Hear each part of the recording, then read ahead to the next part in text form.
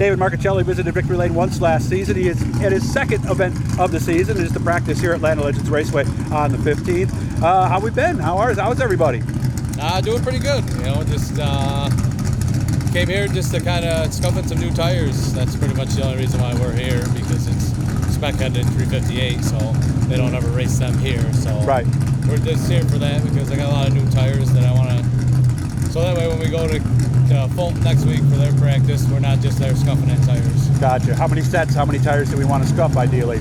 I'd like to at least 3 sets. Okay.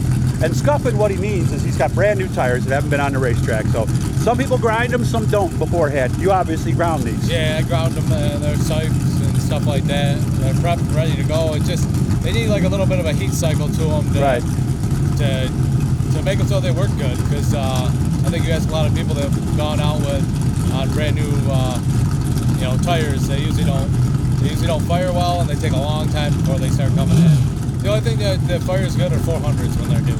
Oh, I see. So those, we won't even touch them.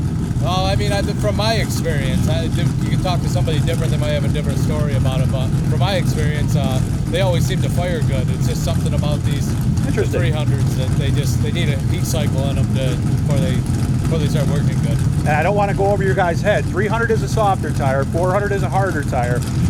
Where do you run 400s? I know they run them at Albany, Saratoga sometimes. Like when we go with Can-Am, that's a 400 also. Okay. And if you like just the places Rockville is a 400. Rockville is a 400, and Mohawk's a 400, and then this year they got a series race there at Glenridge, right? I think that's a 400. Is that a 400 also? I'm not positive. Okay. I haven't been there in a long time, so when I went there, it was hard on tires back, when I was racing sportsmen. So. All right, I'm gonna come back to him in a second, but I know you guys want to see the car, so I'm gonna go around and show you the car. This again is his DIRTcar 358 modified right here.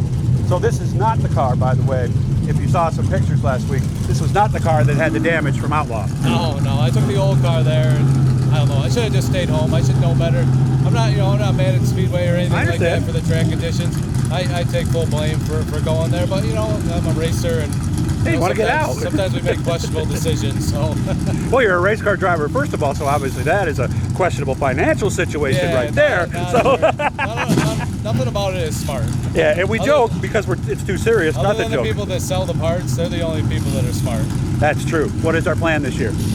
Not really sure. I don't really have a plan of racing weekly. Okay. I'd like to take some weekends off and do some other stuff. I understand. But I don't know. I think I've been, this will be my 25th year of racing. Wow. I think it's time to maybe start thinking about doing like some other stuff. And I'm happy with the way things have turned out. I'm all done big block racing.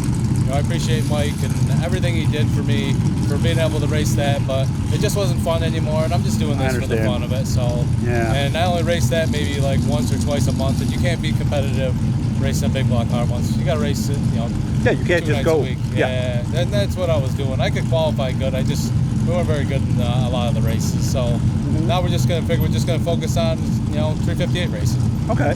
Kind of miss those enduro days of the late 90s in weed sport, don't you? Those days were so easy. You took and the car fun, home, right?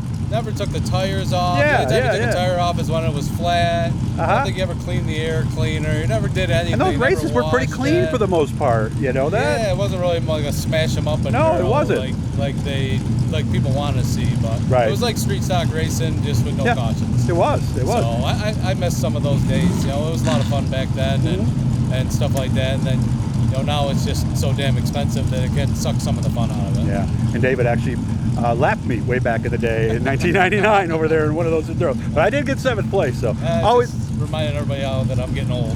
That's right, because you do the math now. That was 25 years ago, wasn't it? Yeah. I hate math. Yeah, I started racing enduros in 1998 at Wheat Sport.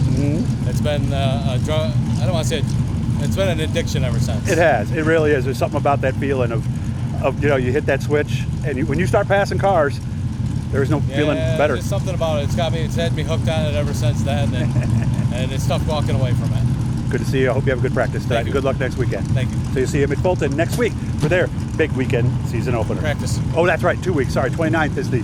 I almost had it. I was sitting there saying, I don't think that's right. So yeah, whenever I make a mistake, all you guys in the future, if I say your name wrong or say something like that, correct me. David, good to see you, man. Thank you.